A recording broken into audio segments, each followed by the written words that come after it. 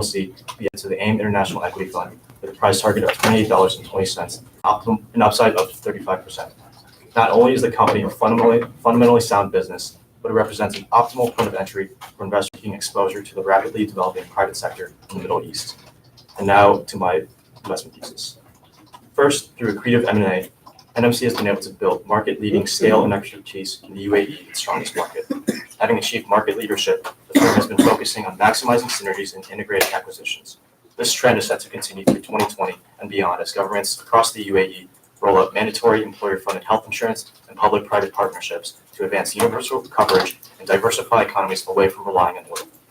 These new regulations require private healthcare solutions for non-citizens, which represent 90% of the population, where healthcare spending is projected to grow at a CAGR of 23% through 2021.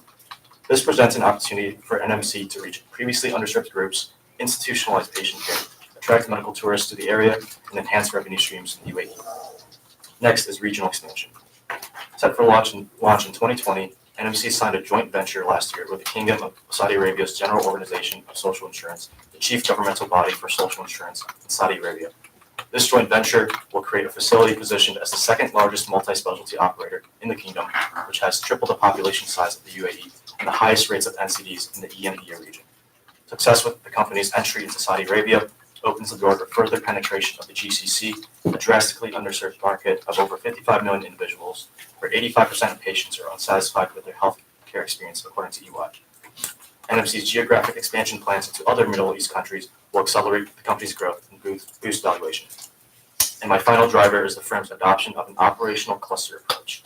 In 2017, NMC created a cluster-based management model that delegated greater responsibility and decentralized expertise across the firm's operational and geographic clusters and acquisitions.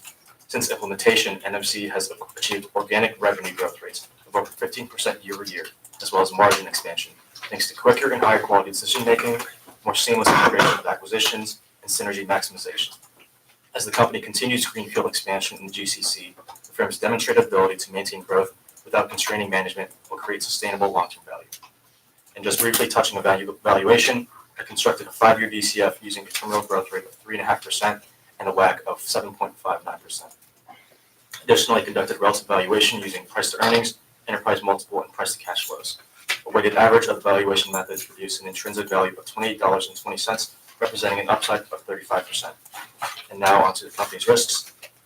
As I touched on earlier, Muddy Waters makes serious allegations against NMC. If proven legitimate by independent review, the company's reputation could be significantly tarnished. Additionally, the company is highly exposed to the vastly underserved yet highly volatile Middle East. Macroeconomic events such as oil price volatility, geopolitical conflicts, and more threaten the sustainability of the firm's cash flows. And although NMC currently enjoys market leadership, new waves of increased private and public investment in the rapidly growing healthcare industry could erode market share and harm revenues. And finally, just touching on management, Prazam Manghat has served as the CEO and executive director of the company since 2017, previously serving as deputy CEO and CFO in his 15-year tenure.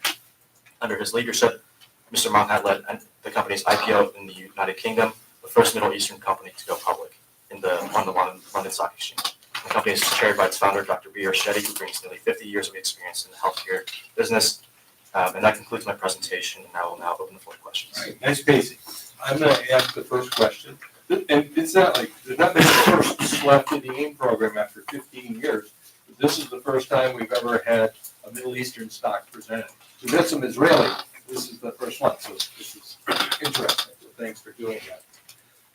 Speaking of this being in a foreign country, how did you compute your weighted average cost of capital? Sure.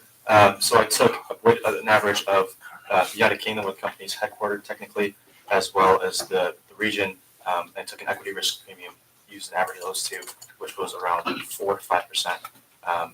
So that was the equity risk premium.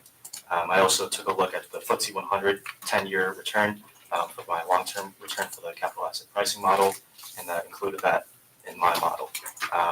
Cost of debt, interest expense over debts, and that's kind of the components of my WACC.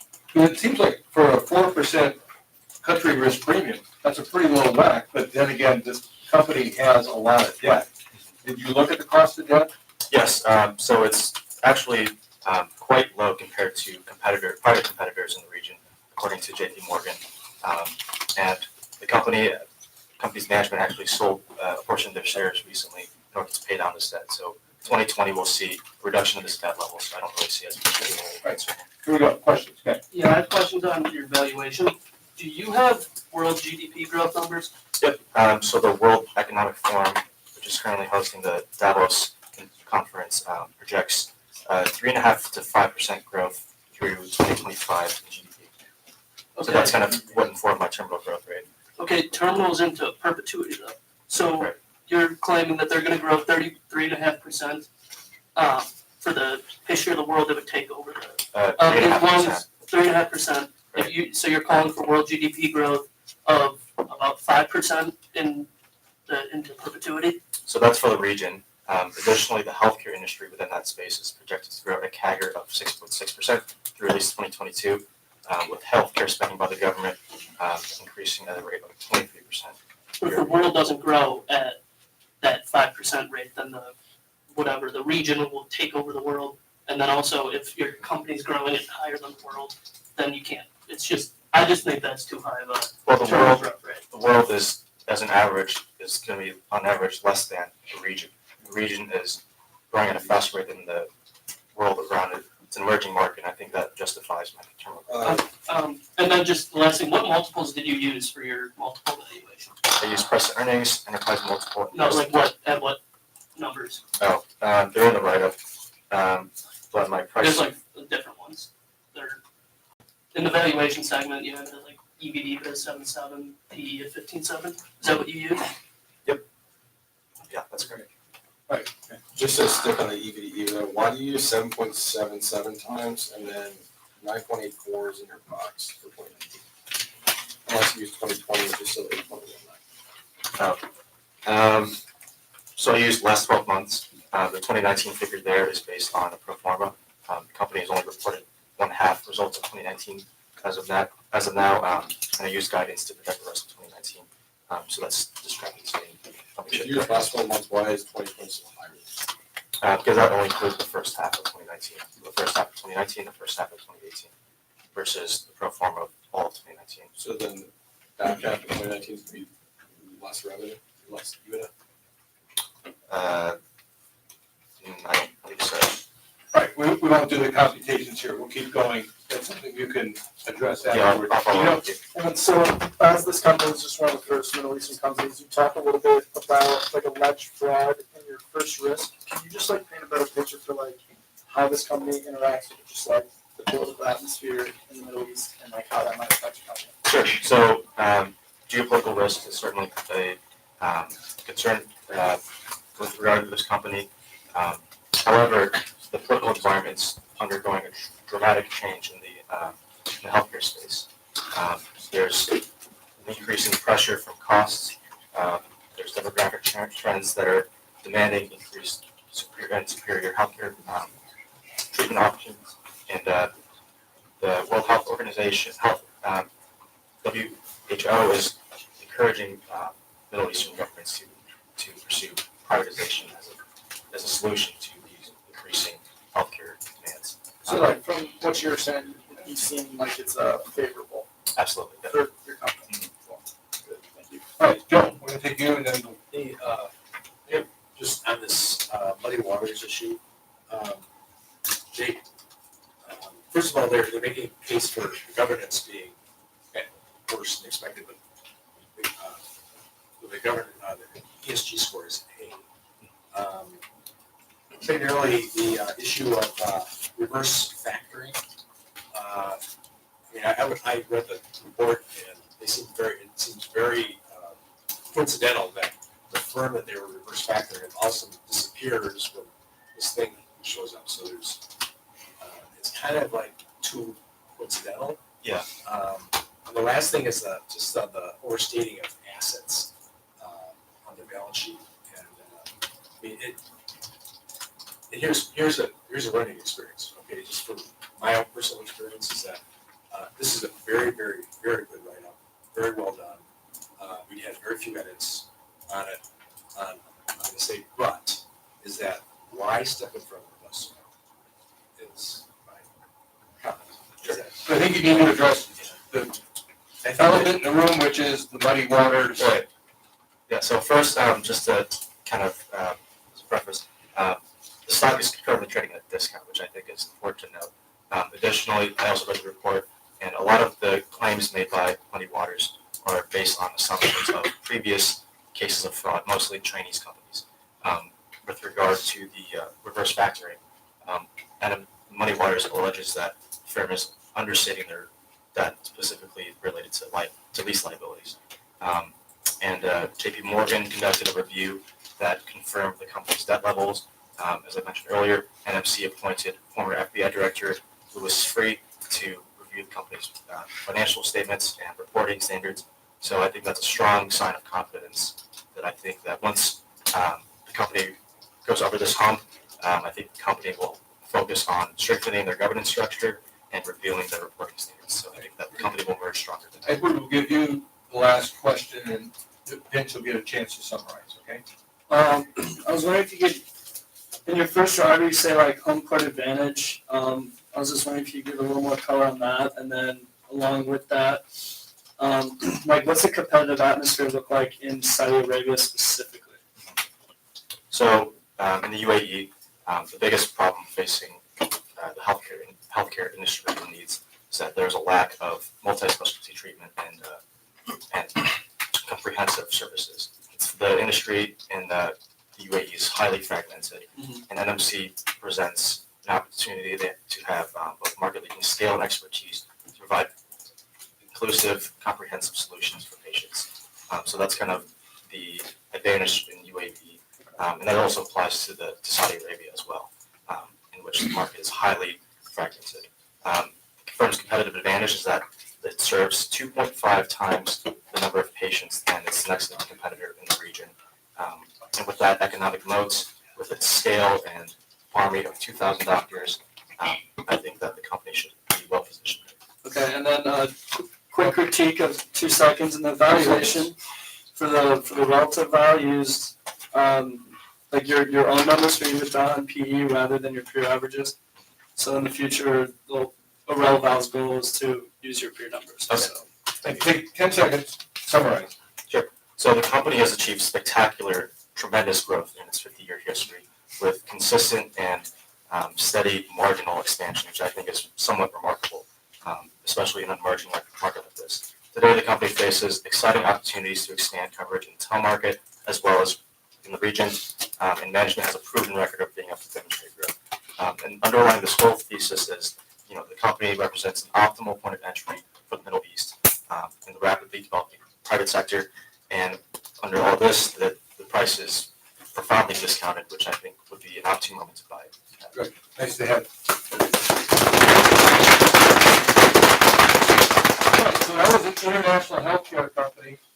Now we're going to do an international financial.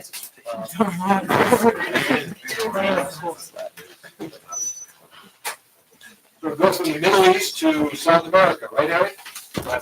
All right, floor is yours. Hi, my name is Eric Floyd. I'm a junior in the AIM program covering the international financial sector. Before I start, I'd like to make a change to my valuation. The PE multiple for the peer average should be 68.91x, the same as my peer box on the last page. Starting off with my screening process, I was interested in finding a financial company in an emerging market country that was related to the up-and-coming e-commerce and digital banking platform that financials are headed towards. Finding through this, I found StoneCo Limited. StoneCo engages in the provision of financial technology solutions. They operate primarily in 3 revenue segments. Prepayment financing, which made up 54% of their revenues, merchant processing transactions, which made up 29%, and other services, which made up 17%. They provide an end-to-end cloud-based technology platform to conduct electronic commerce across in-store, online, and mobile channels. The cloud-based technology platform offers electronic payments, business developmental solutions, and point-of-sale product for merchants and partners. The company operates exclusively in Brazil, serving around 429,000 clients across 400 Stone hubs. StoneCo Ltd. was founded on March 11, 2014, and is headquartered in Sao Paulo, Brazil. Now onto my recommendation. StoneCo completed their IPO in October of 2018 and is now a growing force in the data processing and e-commerce industry in Brazil. Their platform helps clients to connect, get paid, and grow their businesses while meeting the rapidly changing demands of omni-channel commerce. Its platform enables a firm to develop, host, and deploy solutions quickly. Stone also developed its distribution solution to reach and serve clients by developing Stone Hubs, which are local operations close to clients that include integrated team of sales, service, and operations support staff to reach small, medium businesses, or SMBs, locally. Since Stone's inception, they've received a strong backing by big institutional holders. One worth noting is Berkshire Hathaway, who owns 8% of the shares and has verbally been spoken by Warren Buffett that he supports Stone. In addition to this, JP Morgan spent the last week in Latin America visiting their clients and getting an outlook for Latin America financials in 2020.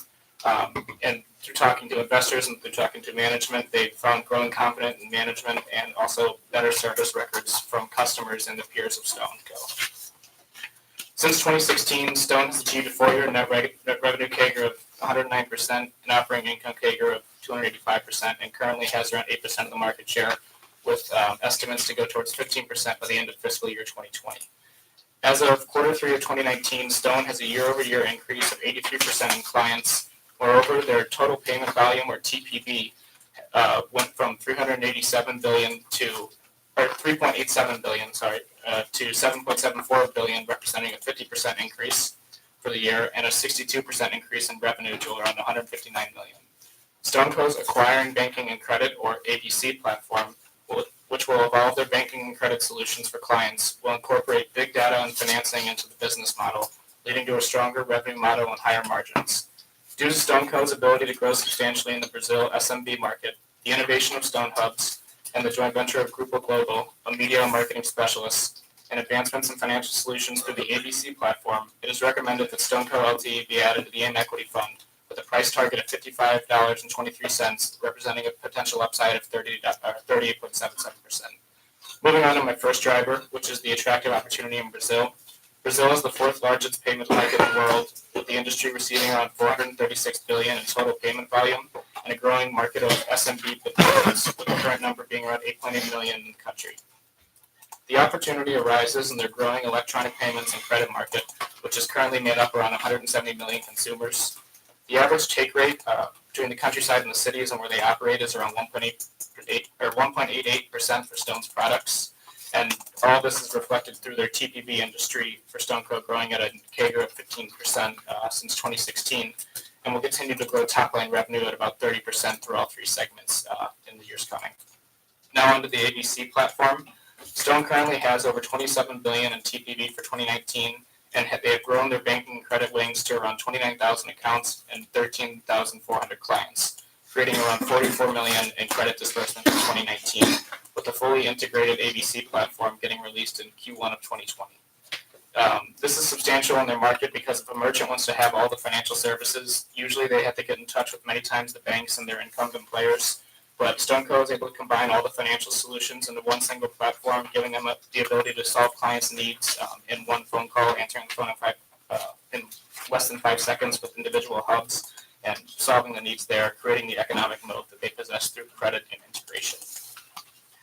This ABC platform offers financial solutions that clients need for issuing boletos, paying bills, and doing wire transfers, offering all the payment methods that the customers want to understand, and the reconciliation of all the payment methods. Stone is also focused on improving the credit product, moving credit off of their balance sheet, and rolling out more credit opportunities to merchants that are pre-approved. By using a third party to bear the risks and having a 6 to 9 month credit duration, Stone can make double the profit that their prepayments are currently making if their credit program follows through, and the ABC program can bring an additional 9 to 12% to the upside value that was listed in the price target. Moving to my third driver, accessing the micro merchant segment, there's currently 400 local Stone Hubs, which I mentioned in my recommendation, that span over 2,000 cities in Brazil and expect to grow towards 630 in 2023. The proximity of these hubs accelerates TPV, raises customer service, and increases the mix of software used for merchants. In addition to the hubs, Stone's joint venture with Grupo Globo will increase marketing and media growth by reaching 98% of Brazilian cities by offering all the services into one platform, playing a large role in meeting the 15% market share target for 2020. Moving on to my valuation, I constructed 3 models, with my first being a 5-year DCF with a WACC of 8.05%, resulting in an intrinsic value of $50.25.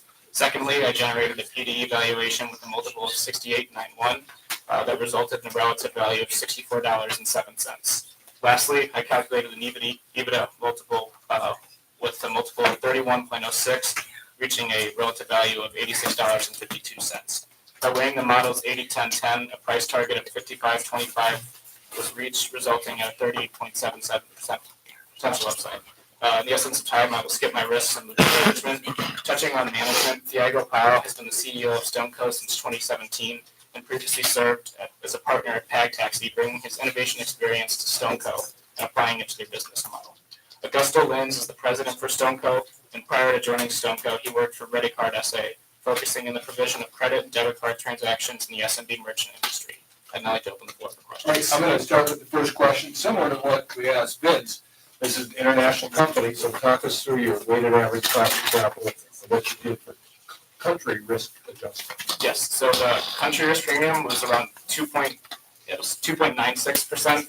And so to factor this out, the industry beta and also some of the betas that were listed through the averages was closer to 1, but I cut that beta in half to 0.5, and I added the country risk premium to my equity risk premium, which got me at around 8.16%, and then I used the 10-year treasury rate currently in Brazil, which is around 6.79, to get to my total cost of equity of around 8.33%. Good, thank you. Gino, you want the first question? So talking about Brazil a little bit, like could you just mention like the political atmosphere there, like how this affects your company? Yes, on the regulation side or just Yeah, policy the side? regulation side. Yes. So with the regulation in Brazil, their new president, Jair Bolsonaro, I may have mispronounced that, but he's very business friendly. And so I actually looked into it a little bit. And the regulation for these fintech companies, they're monitored by the Brazilian National Monetary Council and also the Brazilian Central Bank, which also is StoneCo gets their lending from. And along with the president, a lot of them are very open for business, and they've done interest in forums and events that include fintech and include these types of businesses. Yeah, sure. You've been medium-term revenue growth rate of 38%, which is pretty impressive to you. Is that all market share takeaway, or is it high of the industry growing as well? Most of it is market share takeaway, but what it's going to be built off of to go through with that is their revenue segments with the prepayment, with the point of sale, and then it's going to be taken over through credit through that. How are they doing it? Are they offering lower fees per transaction compared to competitors? No, so just with their point of sale devices, it's through the Stone Hub. So the Stone Hub's create a great platform that's what kind of draws the merchants in and the market share aspect. Price wise, I know some of the competitors that are larger, they're cheaper price points, but they get most of that growth rates through their hubs that are local and then also rolling it to credit and subscription based through those. Sean? It's one of your risks, you kind of just touched on it, but can you talk about the competitive environment in Brazil, fintech, like how many players there are, how big the market is? Yeah, so two of the ones that I noted in my peers were Cielo and PagSeguro. We actually own PagSeguro as well. They're both kind of in the fintech atmosphere. PagSeguro is mostly financial technology solutions, and Cielo is payment processing. But one of the biggest things is StoneCo's business model, especially with the hubs and then rolling out through credit. It was actually just reported on Bloomberg today. Cielo just reported their 2020 outlook for the business, and they actually took StoneCo's business model to focus on customer service and technology to help them stop the bleeding in their margins, and it was referenced directly from there. So StoneCo is kind of the first driver in that market, and so even though they're smaller than the other ones, they still have the first act. That was well timed for you, wasn't it? It was, yeah. You said you cut your beta in half? So I used, my data was an average of the Bloomberg 3-year, the FactSet 52-week, and then I did it with the industry beta, and there was all around 0.5. But there was some 3 years, there's some ones that were closer to 1. But I used a 0.5 beta, similar. I'm just looking at it because the stock has a beta itself in US dollars of over 2, 1.8 for 3 years, 1.8 for 5 years. And even PagSeguro has the same type of beta. Just kind of, actually kind of surprised that you're taking more conservative, your aggressive nature at beta. You would change the whole dynamic of this company, of your valuation, if you would use this straight beta.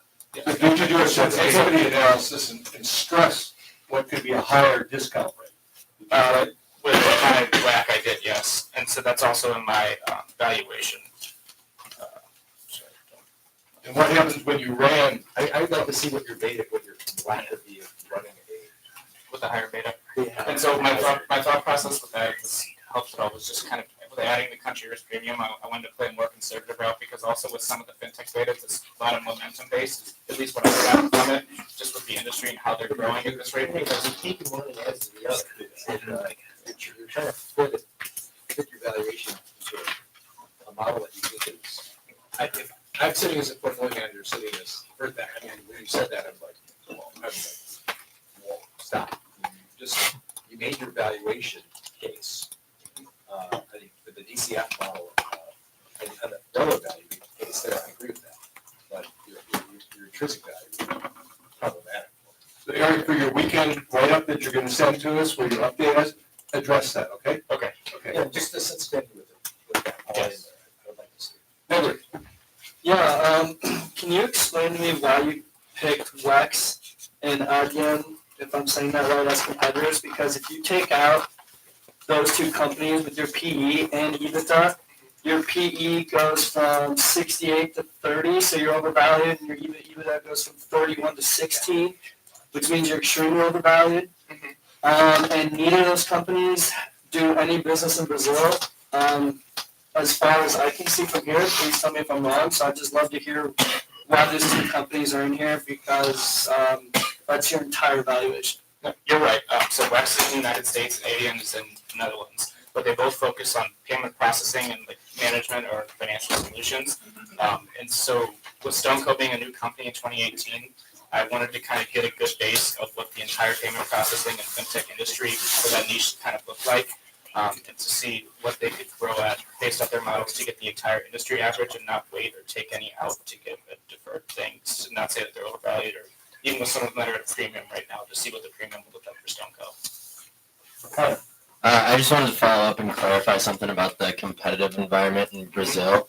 If that other peer was able to replicate your business model, and then Fidelity recently merged with WorldPay too and called out Brazil as a market that's ripe for new entrants, like, does your company have a competitive advantage that's sustainable, or how can they kind of defend themselves if a lot of these larger payment companies start moving into the country?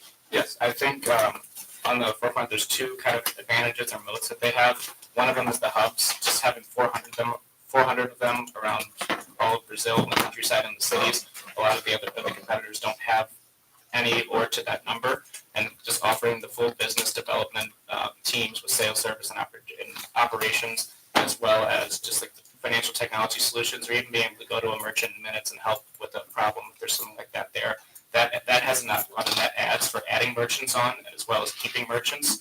And the other part would be the lending, is since they offer credit, as they're rolling out credit through their ABC platform, they're offering low rates to merchants that they wouldn't usually get as a SMB in Brazil from the central bank. And so I feel like through those two sources, they'll be able to keep their market share or grow it. so Connor's gonna ask a short question, and you're gonna provide a short answer, and then a summary of why we should buy this. So this is a pretty blunt question, but why do I need the hub? It's like an e-commerce. I mean, what's the advantage to that? So the other part of it is, so it's technology development and the financial solutions. So they're helping their clients in the hubs, like grow their businesses, grow their operations, grow their sales, as well as taking on clients.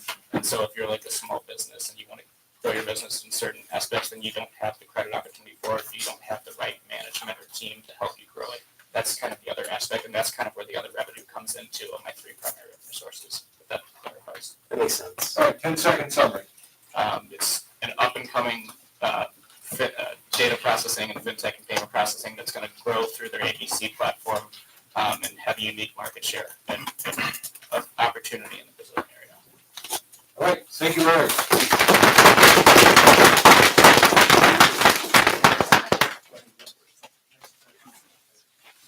Okay, another international stock, right? Right. Caribbean.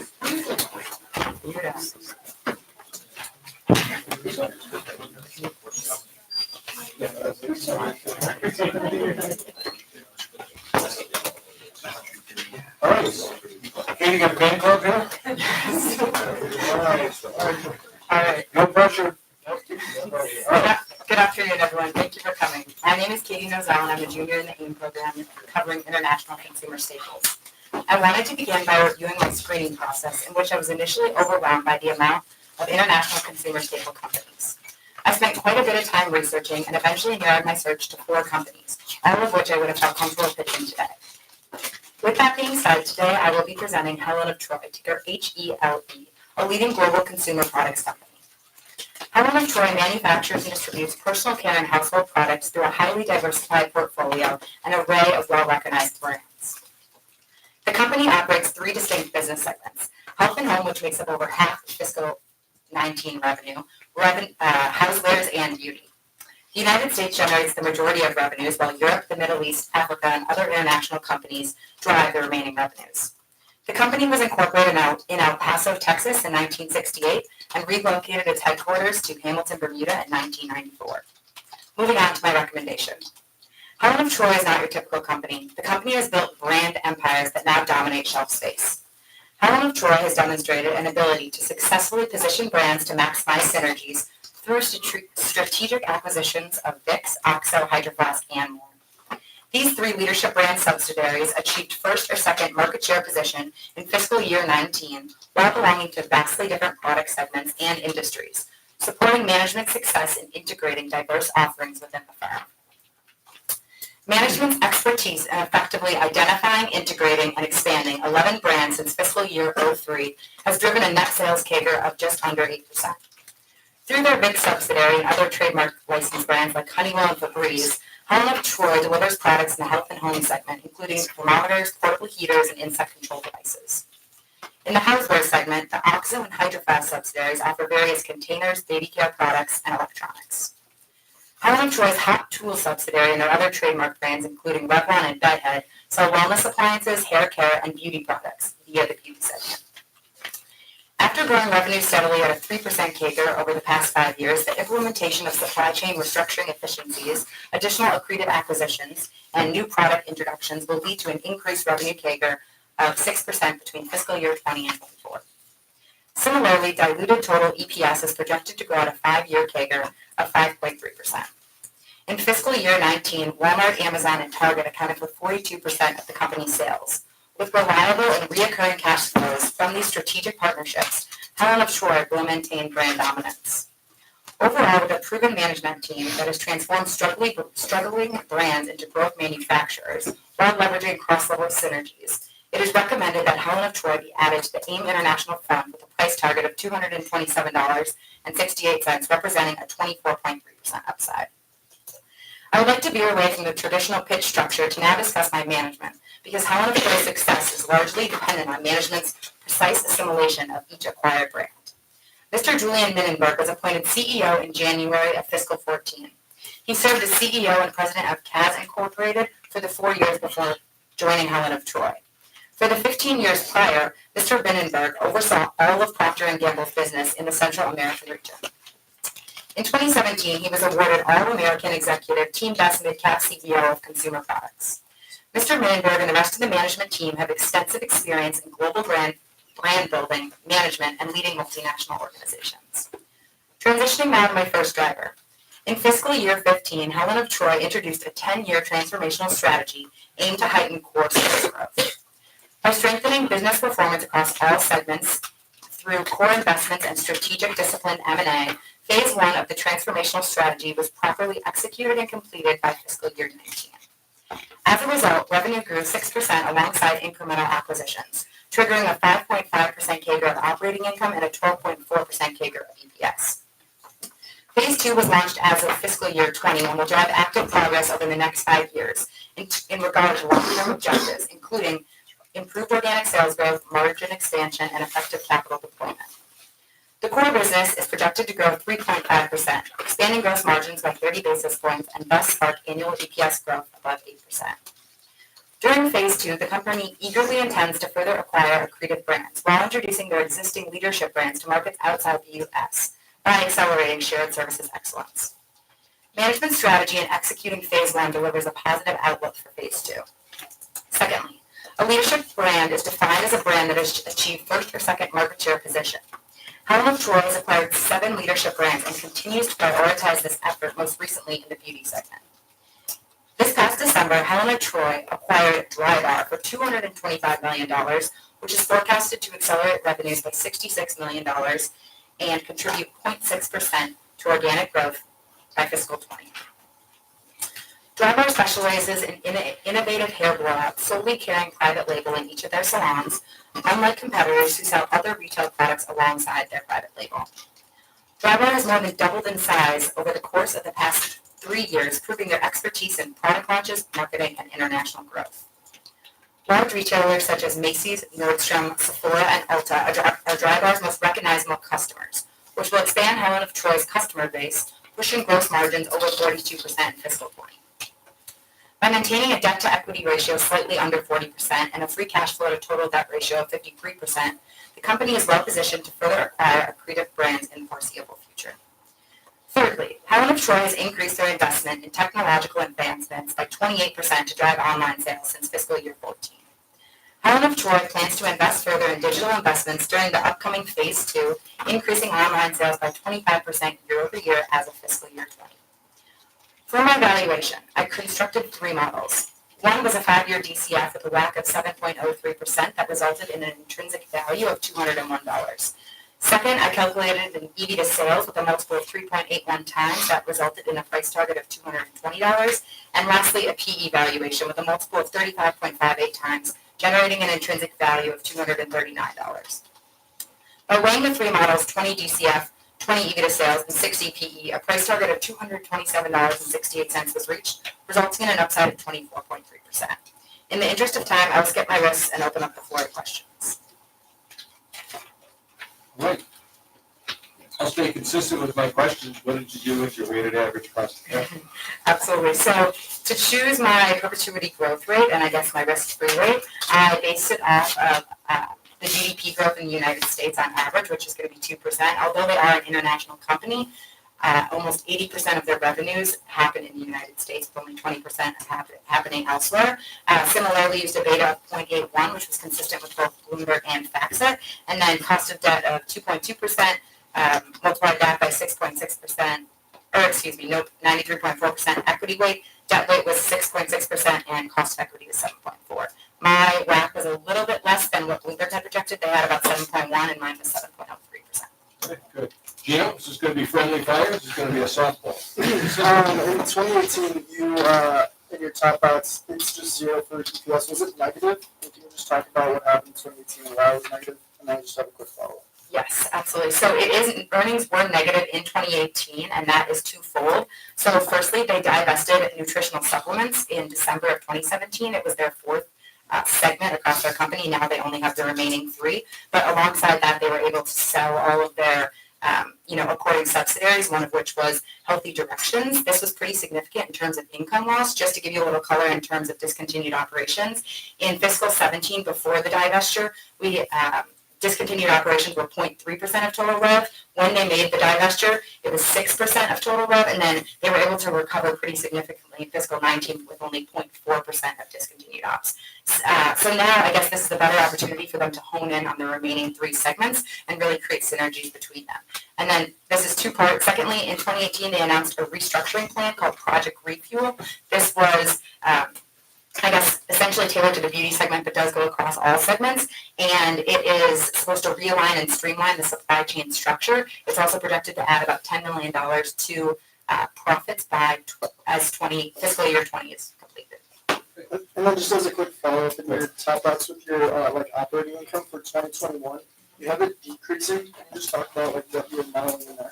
Yes. So management actually disclosed in their outlook that in 2021, SG&A was going to be a higher percentage of sales.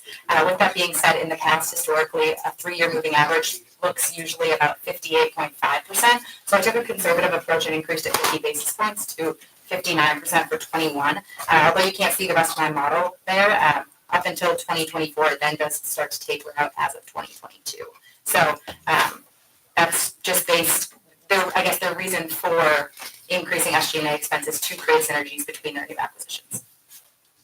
Gino kind of took some of mine, but so I'm looking at their 10K, and it looks like they did report income of $44 million, total EPS of 1.6. I don't know if I'm wrong on that, but to just sort of continue with your story, their net income rebounded and even grew from fiscal year 2017. How are they able to do that? and how will they continue to be able to do it? I think you kind of touched on that, but. Yeah, I can talk about it a little bit more. So discontinued operations, that's what a divestiture went to. So as they were able to like get that segment kind of rolled off their platform, they were able to better focus on the remaining three. I know I spoke of the 3 percentages, but the 0.4% in fiscal 19 of discontinued ops as a percentage of revenue is much less than the 6% in 18, and that's just because they were able to, or they had a loss from those subsidiaries, loss of net income, but then they were able to recover and figure out synergies between the rest of their brands as of pretty quickly after in the year after. We just noted, we looked at news, within the last hour, the dry bar is official. Yeah. Completed, yeah. What time? Your question? Yeah, I have a question to your PE peer evaluation. Yes. It looks like your evaluation comes especially from one company, from Procter & Gamble. So I want to ask you why you value your PE ratio 60%. Yes, absolutely. So firstly, I'll speak to why I included Procter & Gamble. They're much larger, but my reason for including them was twofold. Firstly, the CEO of Helen of Troy worked at Procter & Gamble. I mentioned this earlier, but he worked there for 15 years, overseeing all business in the Central American region. And so at that time, he owned a lot of brands like, I guess Procter & Gamble, when he worked there, owned Vicks, for instance, and now as he transitioned over to Helen of Troy, he brought that brand over with him. So not only does he know the business, but secondly, they have a very similar business model. So both are conglomerate in nature, both have a lot of well-recognizable brands that some of us, most of us would know. So that's kind of my reason for putting them in. I know that it does give me a better upside, but I think because their business models resemble each other so closely, it's a fair valuation. Connor, and then Bill. Yeah, so could you walk me through the DCF a little bit? How did you model out your revenue segments, and then what sort of time did you put on your acquisitions within the model? Right, so management actually forecasted a 5% growth for fiscal year 20 in terms of revenue, and that including, the acquisition of Drybar and their remaining acquisitions and segments. That being said, they also forecasted, or I guess gave a 3% core annual growth. Not Drybar. Helen of Troy is very consistent. They acquire a lot, but once they do, it's not like they increase substantially. It's more incremental. So every acquisition they add is about $70 million to top line growth or to top line revenue the following year. So for my DCF, I just kept it pretty consistent. The first year you'll see in my on my write-up that I used 5%, or I guess a little over 5%, 5.82, sticking on the conservative side because they projected a 5 to 7% revenue growth. And then from there, I guess that leaves a little bit over 2% as inorganic, which factors in the acquisitions. Does that answer your question? Okay. All right, I can do one more very short one. Ed. Can you walk me through your 2021 assumptions? Your revenue goes up, but your operating income declines, and so does your EPS. Can you just give me some color on the trickle down? Definitely. So that has partly to do with the SG&A expense that we were talking about a little bit earlier. They projected it would be a higher percentage of sales. I was pretty conservative and, acted about 50 basis points, but revenue does stay consistent. But they did say that to create synergies among Drybar, which will be newly on their platform, they wanted to invest more. Why 2021 though for the SG&A? Why not? Why not 2020? Yeah, or 2019, or that just seems weird that they're making that assumption 3 years out. I thought it was a little interesting as well, but that's what they said in their projection, their outlook for Okay, 2021. 10-second summary. Okay, Helen of Troy manufactures and distributes personal care and household products through well-recognized brands, well-positioned to maintain brand dominance through their strong management team, transformational initiatives, and upcoming accretive acquisition. Right. Thank you.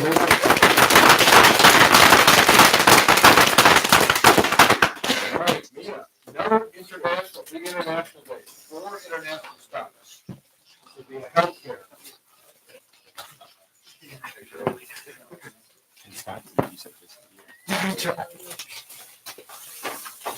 What's that?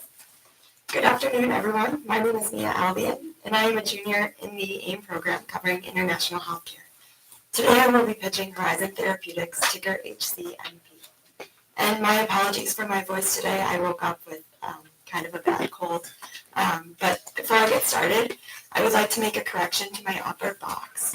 Please note that the numbers above operating margin belong to the following years instead of as they are labeled. For instance, revenue listed as 1.287 billion is the forecasted revenue for 2019. However, the EPS, PE, and EV to EBITDA are listed in the correct years. Also, ROA should be negative 1.78% and ROE should be negative 7.25%. Horizon is a biopharmaceutical company that engages in the research, development, and marketing of pharmaceutical products. The company has two operating segments, including the orphan and rheumatology segment, which represents about 70% of total revenues, and the primary care segment representing about 30%. There are currently 7 medicines within these segments, of which 7 are for rare diseases. The United States is Horizon's main revenue driver, representing 98.3% of total revenues. The company was founded in 2008 and is headquartered in Dublin, Ireland. Horizon has generated strong momentum and has transformed into a rapidly growing biopharma company over the past few years. The orphan and rheumatology segment is expected to continue to drive growth due to their flagship drug, Krystexxa, and their newly approved drug, Tepezza. The success of these two medicines support the company's objective of developing medicine for patients that possess rare diseases with no cure. Krystexxa was approved by the FDA in 2010 and was acquired by Horizon in 2016. It has maintained its status as the first and only FDA-approved medicine for the treatment of uncontrolled gout. This condition is frequent in many chronic kidney disease patients and is one of the most common forms of inflammatory arthritis. It is estimated that there are greater than 100,000 patients in the U.S. with this disease. Krystexxa became Horizon's leading revenue driver in 2018 and represents 21.4% of their total sales. Furthermore, Tepezza was approved by the FDA this past Tuesday for the treatment of thyroid eye disease, or also called TED, and is currently the only FDA-approved drug to treat this disease. This drug was approved earlier than expected as the PDUFA date was originally March 8, 2020. TED is a rare autoimmune disease that is associated with the proptosis, which is also the bulging of the eye, double vision, pain, and inflammation of the eye. Tepezza has the power to aid all symptoms and reduce the proptosis for patients with this disease, making the journey as easy and painless for these patients as possible. Management stated that there are approximately 15,000 to 20,000 patients per year that will be eligible for this treatment. Due to a diversified medicine portfolio and commitment to maximizing their products, it is recommended that Horizon Therapeutics be added to the AIM International Equity Fund with a price target of $49.96, representing a potential upside of 30.08%. Now on to my first driver. Tepezza is currently the only FDA-approved medicine to cure the rare and debilitating autoimmune disease called TED.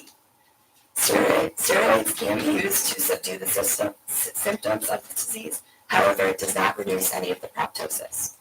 The clinical trial for Tepezza proved very successful, resulting in 82.9% of patients with greater than 2 millimeters of proptosis reduction after the 6-month treatment period.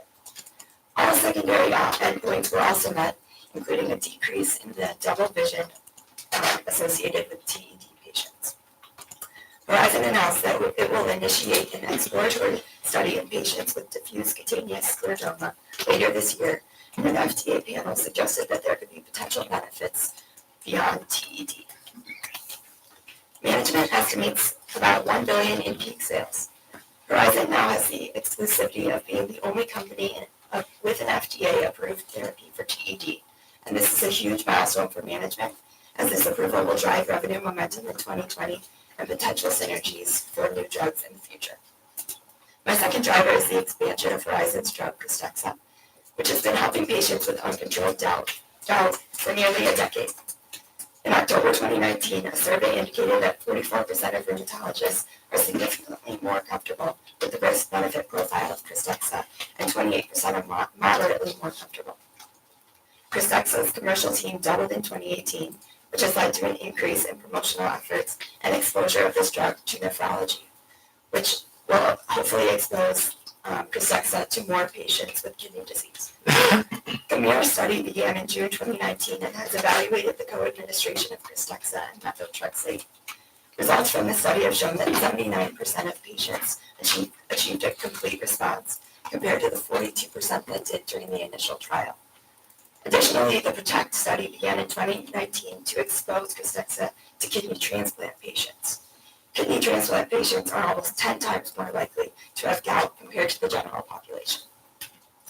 Horizon plans to initiate another trial with KRYSTEXXA to evaluate a shorter infusion time for the convenience of the patients. And management estimates about $1 billion in peak sales for this drug as well. Lastly, Horizon is looking to continue phases of developing their unique pipeline in the future. Horizon hopes to continue building a pipeline through the acquisition of rare disease drugs in their therapeutic areas of rheumatology, nephrology, endocrinology, and ophthalmology. Horizon recently opened up a new R&D facility in San Francisco, California, and the company hopes to attract more talent in San Francisco to support their expanding capability and pipeline. Horizon also announced 2 new programs in order to increase the number of patients that are eligible to receive each therapy. To touch on my valuation, a 10-year DCF model was constructed using a terminal growth rate of 2% and a WACC of 7.1% and intrinsic value of $62.22 was reached. Using 2021 expected sales, price to sales valuation and price to earnings evaluation was connected as well. By rating the 3 models 45, 30, 25, the price target of $49.96 was reached, resulting in a 30% upside. Now onto my risks. With the recent approval of TEPEZZA, the FDA will have to continuously regulate and monitor the treatment with ED patients to ensure reliance on the drug's safety and efficacy profile. Secondly, there has been a push to get lower cost generic drugs out to the market faster. These move faster through the FDA approval process and are cheaper than the high cost drugs. My last risk is the geopolitical factors. Recently, politicians have introduced proposals to lower prices and increase competition in the generic pharmaceutical market. And finally, to highlight management, Timothy Walbert has been the chairman, president, and CEO of Horizon since its inception in 2008. He has almost 30 years of experience in the pharmaceutical industry. I would now like to open up the floor for questions. You're a trooper. Way to hang in there. I didn't know if I should stop the fight or not. So, you need to address the debt. I mean, they have substantially more debt than peers, and just by itself, that's a very big number. First of all, why did that come into being, and how soon do you think they can get back to a normal level? Absolutely. So I believe that it's due to their recent process in the FDA process. A typical FDA process costs the company about $1 billion and more. So I believe that that has a big effect on their leverage there. And their peers maybe have not gone through the process recently as they have, with the new approval being earlier this week. Your model then showed them able to cover that debt Right, coverage. so because the drug was just approved, they hope to, or management has even stated that they have plans to address that debt right away with the new earnings that they expect to see. All right. All right, you have a question. Yeah, so this came out 20 minutes ago, that there was a restructuring of their R&D operations, and the chief science officer just stepped down. How confident are you that the R&D, that your driver still applies with the new restructuring? I'm still fairly confident, even though that's obviously a risk. As I said, they just opened up a new R&D facility in San Francisco, and apparently San Francisco is a major hub for R&D talent. So hopefully, as they stated, they'll be able to find some more talent and be able to expand in that area, even with that. Yeah, how concerned are you about the negative ROIC in DC going positive soon? That is a concern. I see it going positive soon because their net income has become positive over the past years. In 2018, they did have negative net income, leading to that number due to high R&D costs due to the FDA approval process and cost of the trial. Connor, and then Bill. Yeah, so how does the company price its drugs at? And then on top of that, I know that it addresses how many patients it expects, but how those patients can actually pay or afford the drug, knowing the price of the drug. I think that's going to be the biggest issue with the stocks. So to address your first question about the pricing, the price of KRYSTEXXA, which is their long-term drug, is about $23,000. And insured patients can get about 20,000 of that covered by commercial insurance, and 60% of patients are covered by commercially covered. The price of Tepezza is expected to be around $15,000, but similar insurance policies are expected to be brought with that as well. And for the patients that are not insured, 40% of them are covered by the government, and the company Horizon also provides patient assistance programs to them to kind of help them with the cost of those, because they are really devoted to helping these patients with a rare disease. Incidentally, for pharmaceutical firms, that was the most important answer you've given today, because reimbursement is what it's all about. And these are all covered presently under insurance plans, both commercial and government. So that's good, that removes the risk. Bill? Just a question, I'm sorry, I may have missed this, but did you address the price sales multiple? No, I did not, but that is also a mistake I made for the average. It's correct in my write-up. It's not correct on the box for that pure average, so it should be. And I was just wondering, just when you write up your recommendation, you just update the box. Of course, yes. All right, questions? Right there. You have a 50% medium-term EPS growth rate. Why do you think their operating margins are going to grow by so much if they haven't been able to do so in the past? I believe that the past operating margin has been not as big as it is now because they didn't have as much drugs that had market share for each drug. Now that they have Tepezza and Krystexxa, they have the exclusivity in the market for two huge drugs, hopefully. And the one Tepezza should be in the market, has exclusivity for 7 years now. Krystexxa had exclusivity for 12 years, and that expires in 2022. Eric has the last question. I know the drugs gained some traction in the past week, but what is the potential for this product to roll out in certain areas outside of the U.S. in the future? Or what's your outlook on that? Yes, so they hope to, management stated before the drug was approved that they hope to start discussing and engaging with Europe for Tepezza to be in Europe. So hopefully they'll report to us sometime soon within the next couple of years of when they will expand. And most drugs that are approved in the FDA process have about an 87% chance of getting approved in EMA, which is the FDA version out there. So hopefully soon. You want to give us your summary? Yes. So Horizon has transformed into a fast-growing biopharmaceutical company over the past couple of years. Since 2018, they have been growing, and we continue to see this growth in the future due to their exclusivity in the TED and uncontrolled gout markets. All right, thank you, Mayor.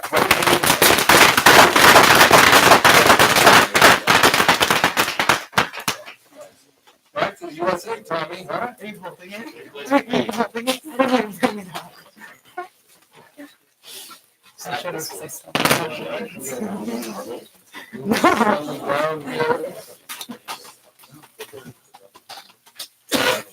All right, Thomas or Tommy? What do you want to go by today? It's one of the still Tom.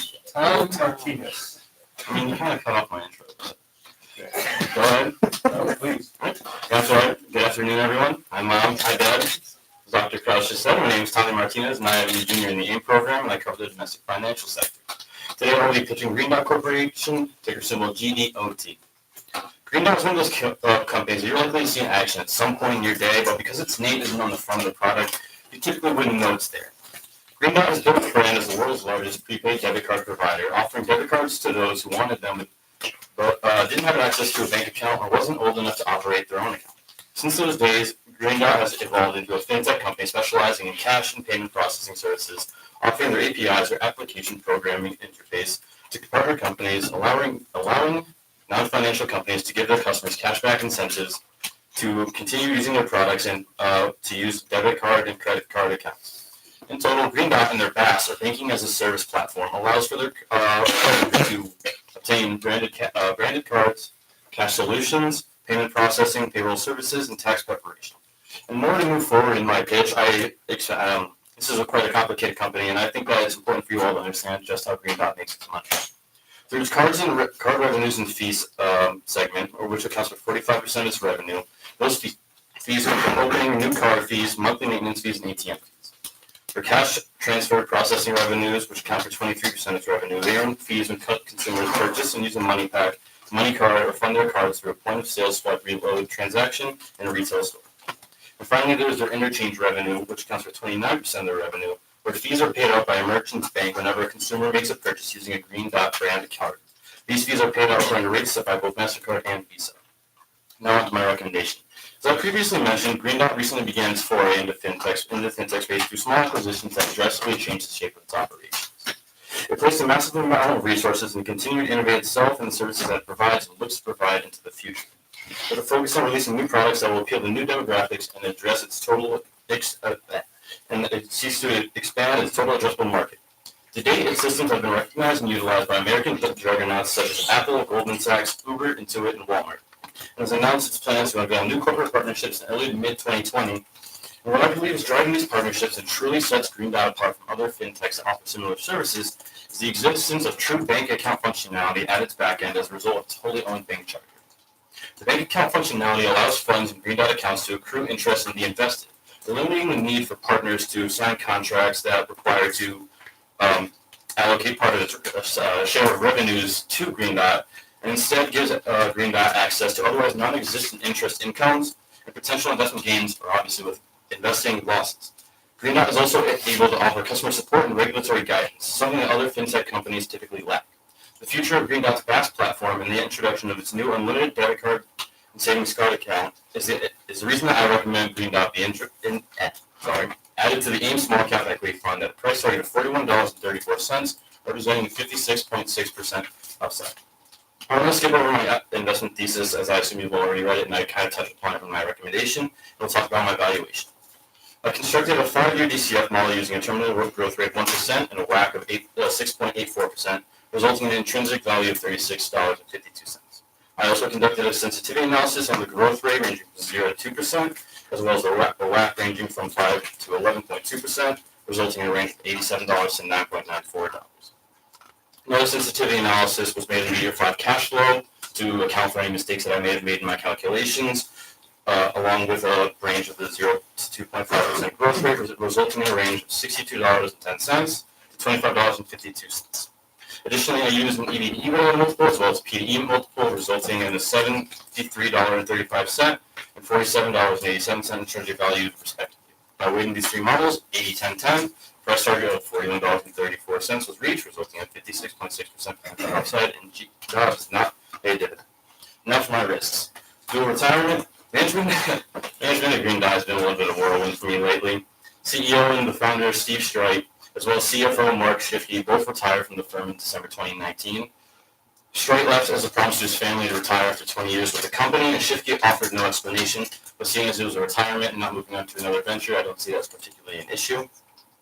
I was also recently informed by Connor, thank you so much for bringing this to my attention, that Chief Banking Officer Conrad Alt recently left his position earlier in the year to found his own advisory firm, and Chief Revenue Officer Brett Nardlinger left to become the head of global commerce at Blackhawk Network, and this leaves the future of management up in the air and in question. And obviously, I don't work in human resources. I can't predict who they're going to hire, which could lead to new people being appointed. It would take the company to higher heights with the lowest lows.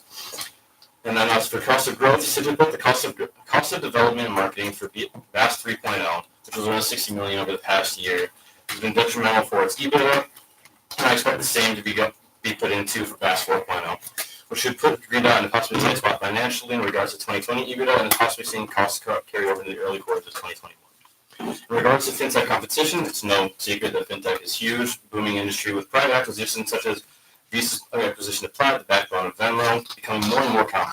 I already highlighted the value and niche that I believe Green Dot adds to its consumer partnerships. I won't repeat myself, but I will note that as Green Dot has renewed its deal with Walmart as part of a new 7-year expansion, part of the deal was the creation of Tailfin Labs, which is a retail fintech acceleration company beyond 80/20 by Walmart and Green Dot, with the intention of expanding retail fintech industries, utilizing the resources that Walmart offers because it's omnidirectional supply channels mixed with the technological capabilities of BaaS. which I expect to drive and continue its foray into fintech. I already touched upon management and risks, so I will now open the floor to questions. All right, I'm gonna go first here and ask, this seems like a turnaround. Absolutely. So, how confident are you in the turnaround? Prior to realizing that almost half of management has left the firm, I am confident that they will put in people that will continue to drive that strike that originally founded for. But seeing as the turnaround you're referring to, beginning of 2019, Green Dot was trading around $80, and now it's currently trading around $26. So part of what this entire pitch is my belief that it will eventually reach the heights that it had once gained. Can you walk us through why it was such a difficult year for Green Dot? Absolutely. It's part of a self-detrimental strategy that management kind of operated, especially going into their new unlimited bank account. They wanted to get rid of the one-and-done accounts. People who typically bought a debit card account, used it once to buy something online, closed it. That accounted for about 10% of the revenue given from their card revenue. And they lost those accounts more than they were gaining long-term accounts. And that hurt their revenue, which caused management to reevaluate their projections in multiple earnings calls. John? So kind of going off of that one and done and the drop in the price over the past year, do you know about this class action lawsuit against them and how much of a risk that would pose? I'm not familiar with security law, but I believe the one you're talking to is it Rosen Law Firm? Yeah, there's a bunch of law firms that are. Which is seeking to enact a class action lawsuit because of the self-detrimental strategy that management failed to inform the investors of. So I believe there's a lawsuit currently going on to retrieve the gains lost from certain investors. Edward, and then Bill. Yeah, for 2021, I know you just walked us through 2019, but can you walk us through 2021? I'm not seeing this operating margin growth percent of 56%. I can't find anywhere in the write-up. Like I have no clue where that's coming from. Yeah, you could just start there. 56% of the operating margin growth from 7.8% to 12.2%. Say it again. Just right next to it, we're 7.8% to 12.2%, or maybe I'm mishearing your question. Yeah, can you explain just the growth of 56%? Well, absolutely. I just believe that the period between 2020 and 2021 is where the costs of development and research will no longer be affecting operating income, and as well as as Erica kind of touched about it, the total purchase volume, which drives up fees and revenue, will come into effect, which will see it become more profitable from operating income. No, just one comment. Guidance that's given to the street by a company usually is sourced out of the CFO. CFO role, so that's how they get around, I believe, SEC regulations. So therefore, if the CFO leaves, the risk is, and this hasn't happened yet, but the risk is that they will not give guidance to the street. So that hasn't happened yet. Just something to be aware of, because when when the street guidance gets pulled, just puts a level of greater uncertainty in the stock immediately reacts to it. So you can get kind of a double whammy of somebody leaving and the guidance gets pulled. This is an observation, specifically. Good, you have a question? Just to kind of build off Ed's, so 56% of that, like an arbitrary number, or how do you apply to that? So That 56.5% operating margin, is that just like an arbitrary number you pulled, or how do you back it was really off my income statement from projected revenue growth. How? You don't know how? Yeah. Well, you should probably know how your model works. Chick. So Green Dot's been pitched 3 times for the AIM program starting in 2013. I guess, aside from like a change in management, like a turnaround, I guess what do you think is the strongest part of their operations that's just gonna, I guess, help up portfolio from this 4th time being pitched? I wasn't made aware of the fact that Green Dot was pitched multiple times, so I haven't read those previous write-ups. Let's have a positive note here. You pitched that Walmart relationship. I think that's a very exciting part of this potential company. In relations, well, part of the deal was that 975,000 restricted shares would be given to Walmart at around a $25 million value, which gives Walmart incentive to back Green Dot and see that it performs well financially. Yeah, so I think the most compelling part of your pitch for me is the relationships you talk about in your second driver. So my question about that is, do they have an exclusive relationship with those companies and those business ventures, or are there multiple companies involved there? Like, what's the dynamic of their relationship with like Uber and Apple Card and Apple Pay and all that stuff? So Green Dot is the backbone, the back end of what you see when you open up your Apple Card. For those of you who may have an Apple Card, I would imagine how many of you have the Uber Cash Card, because those are primarily for drivers, but it is the exclusive provider, and it, as I had mentioned before, it retains fees from those because those cash counts that you get from the cash back rewards they are technically, as I had mentioned in the beginning, it doesn't have the exclusive name Green Dot on it, but it is a Green Dot bank account, and that's where revenue will come in from those. To be clear, that's not the Apple credit card you're talking about. No, it's the Apple Cash Back card. So when you spend 3%, and you do 3% cash back, it goes into that card and it's there for you to use. Yeah, so like similar to Dan's question on your second driver, can you try to quantify second driver and like how that can drive growth? Because all I see is like there's a relationship between those companies. Absolutely. So the basis of my second point wasn't to base off of Apple and Uber. It was basically saying that if Apple, one of the leading tech companies in the world, Uber, one of the most well-known companies in the world, are using this product, then why shouldn't others as well? And I believe that's what's coming into effect in 2020 with growth of partnerships that they're expected to announce. So I think this is a turnaround company, but I guess how do you project the management team to get hired? Like, how soon is this going to occur? And then do you think they're going to stick to the old management's plan, or are they going to incorporate the new plan so they can change the model? And what's your forecast about that? Because that is the biggest risk that far. Like I said, I wish I could know, but I'm not HR, so I can't particularly say who they're going to hire or what they expect. I think they'll stick to the same plan that they had in place before. Yeah, I hope so, absolutely. Okay. Thomas, you want to summarize? Absolutely. With a strong balance sheet and low debt, combined with a strong outlook for future services, products, and partnerships, shows that there may be tremendous upside to the potential that I believe that Green Dot may be able to when they return to the 2018 high. All right, thank you. Another presentation. Nick is going to be presenting another healthcare company today, this week at the next.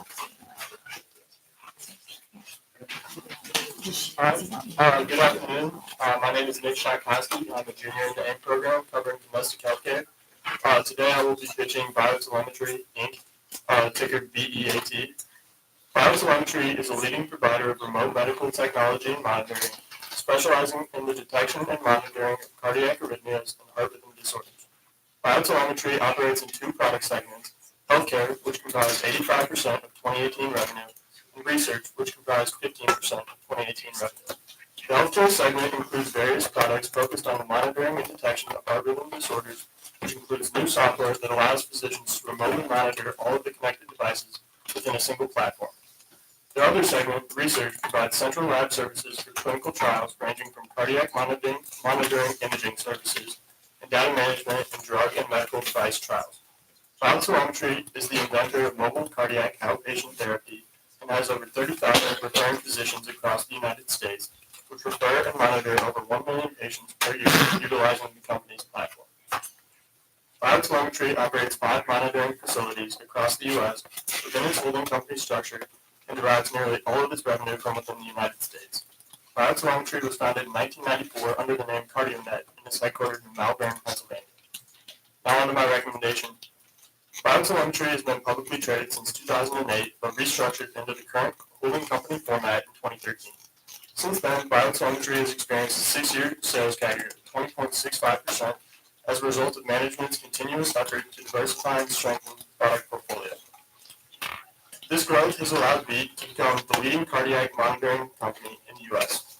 As a result of this market leadership, Biotelemetry products are now used to monitor over 4 billion heartbeats per day for the more than 1 million patients served annually. The company has been able to triple revenues through use of a dedicated direct sales force of over 120 people, and by offering unparalleled technology and diverse product offerings in the rapidly expanding cardiac arrhythmia monitoring space, including the LifeWatch, ePatch, and Holter monitor.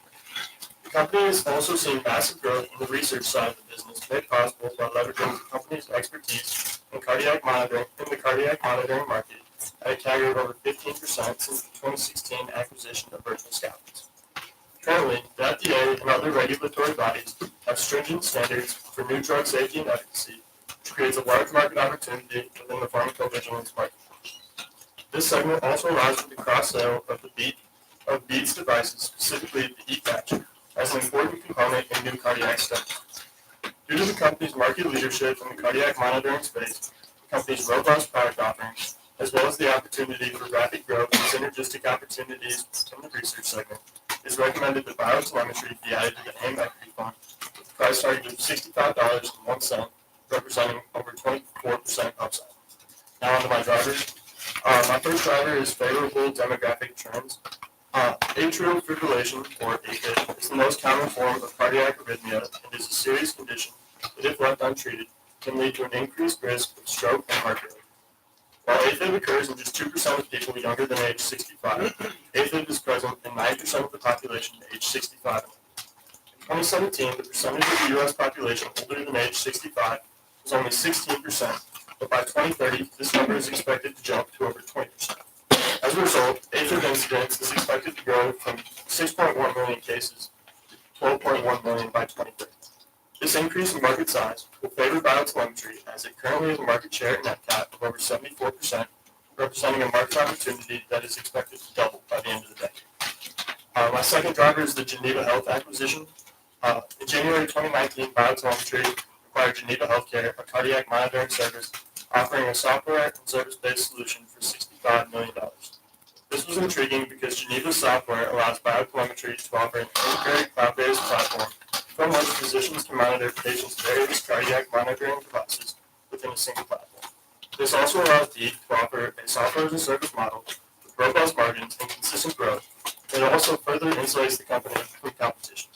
Management believes this is a billion-dollar annual opportunity, and Geneva's revenue already has grown from $6 million in fiscal year 2018 with a sales force of 4 to now an integrated sales force of 120, and they have grown revenues to $5 million in Q3 2019 alone. It is projected that this will add upwards of $50 million in incremental revenues by 2021. My third driver is continued outsourcing in pharmaceutical research. The FDA currently requires all compounds entering the bloodstream to be tested for cardiac safety. This creates a large opportunity within the multi-billion-dollar pharmacovigilance or drug safety market. As the average price of developing a drug now sits at over $2.7 billion, there is very little room for error when companies are developing drugs. And as a result, it is not uncommon for pharmaceutical companies to call upon the expertise of others to avoid mistakes at the development stage. The pharmacovigilance market is expected to grow from $4.3 billion in 2018 to $11.6 billion in 2026, representing a CAGR of over 13%. Now on my evaluation, I started the 5-year DCF model using a growth rate of 2% and a WACC of 8.72%, and this resulted in an intrinsic value of $60.96. I then used a price to sales multiple of 5.81, which resulted in a relative value of $69.66. I then used a price to earnings multiple of 78.08, resulting in a relative value of 84.09. And then by weighing the model 70-20-10, a price target of $65.01 was reached. And then briefly touching on the risks. My first risk was cybersecurity. While there's clearly a lot outside of the Geneva model, it also renders the company more susceptible to cyber attacks and threats from the cloud. And the company was hit by a malware attack in Q3 2019. And this did cause a disruption to services and a likely loss of revenue.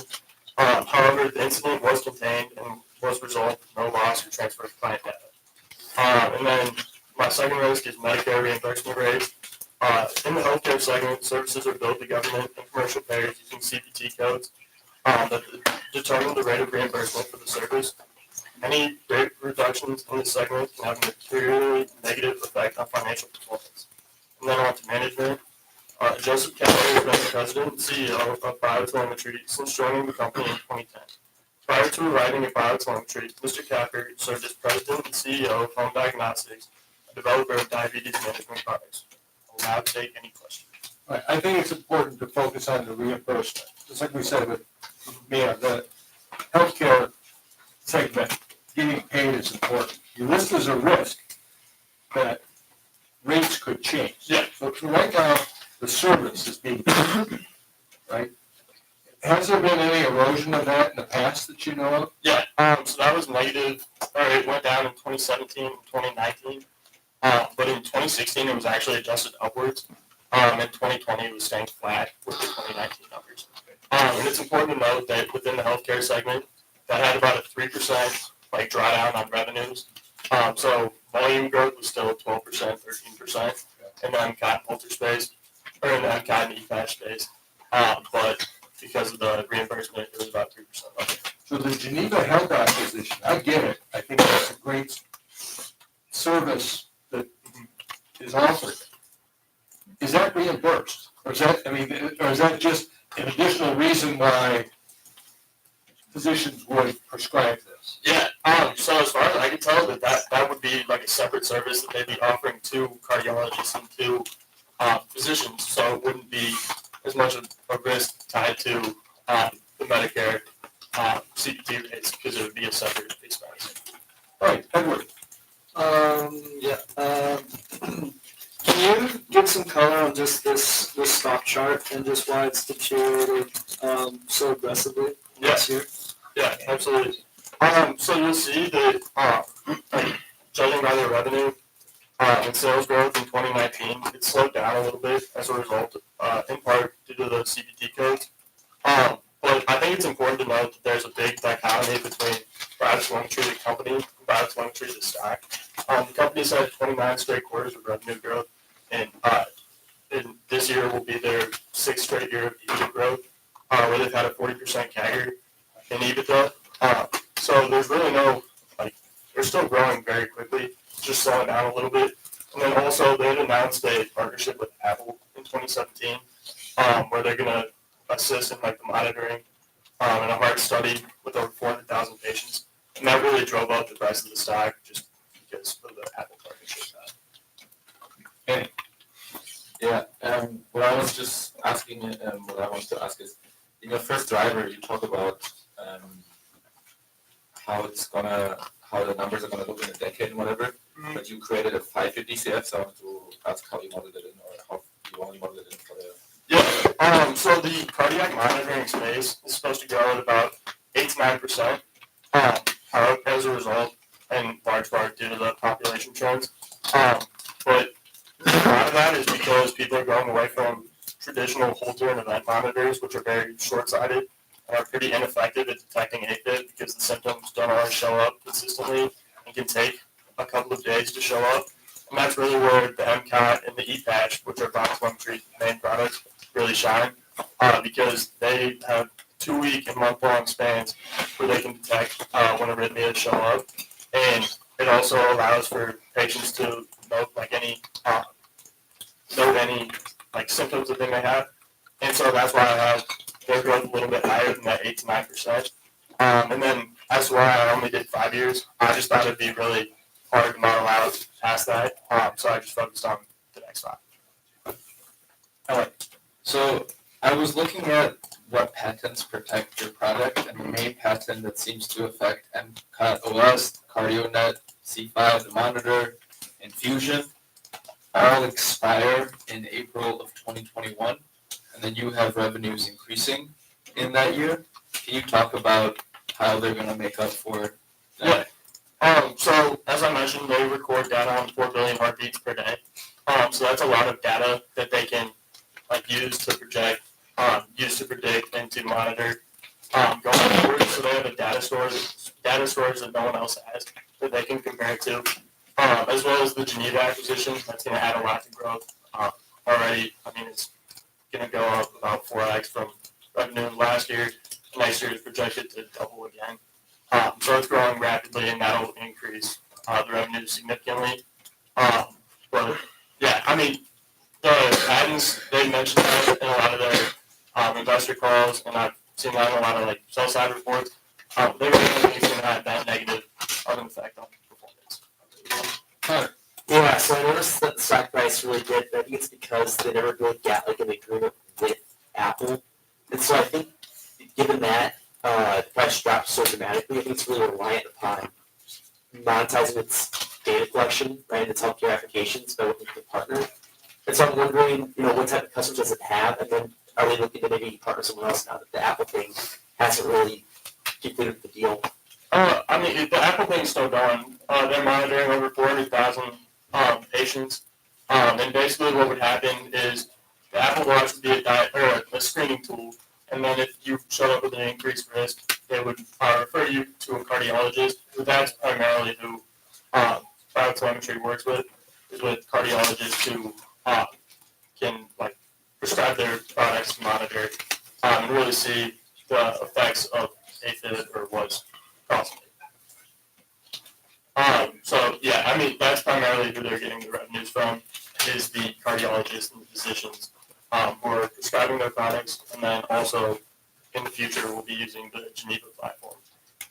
Edward, just referring to your box and for your model, if you could just walk us through just the box, primarily focus on, so if you look at revenue percent growth and then the operating income percent growth, right, so 2018 we got revenue percent growth higher, that's fine. The next year flip-flops down a certain amount, but I'd have to guess it's by the acquisition, right? But then 2020 it flips back again. And then 2021 it flips back again.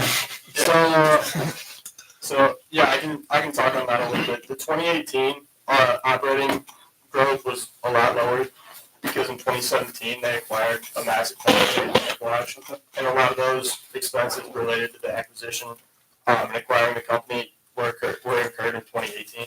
So that's why the operating margin growth was a lot lower there. And then in 2019 they didn't have those expenses, and so that's why it's gone up this year. In 2020, with the Geneva acquisition, they were planning on building out a dedicated sales force of Geneva. Salespeople like 12, and so that's also, and they're also got to build out the restructuring charges. So that's why the operating margin growth was a little lower in 2020, but then in 2021, with the higher margin software as a service product, it goes back up. Thank you, perfect. Joe, the last question. So I'm just looking at their financial statements. Looks like they have a lot of bad debt expense. It looks like they have a lot of bad debt expense. Is that common for the industry? We're looking at 2018 at 22 million, and in 2019 that's 2. Yeah. So I don't know exactly what you're talking about, but I do know that that's been pretty consistent for them as a percentage of revenue. And I would assume that it would be due to just unreimbursed. Have you heard anything on improving that ratio at all, or no? I have to get back to you. So here's a nice thing to close on. You get your summary in just a second. For all of you who presented today, when you do your couple paragraph write-up that goes out on Saturday night or Sunday morning, address some of those questions.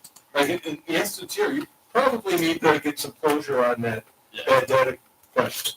You got to deal with that issue of beta and what happens if the beta was 1 rather than 0.5. So that's the advantage of having a chance to submit a paragraph or two over the weekend to kind of clean up any questions that are out there. Okay, take 10 seconds to sum up. Yeah, I think BioTelemetry would be a great addition to the portfolio because they're well positioned in a rapidly growing market. And I think that the Geneva acquisition provides a lot of opportunities for growth in both top line and bottom line. So, thank you. All right, this was a good one. 6 really well written, researched, and presented right up. So nice job, everyone. You should talk with Bill and I about your potential sells, okay? We'll address that now. Okay, have a good weekend.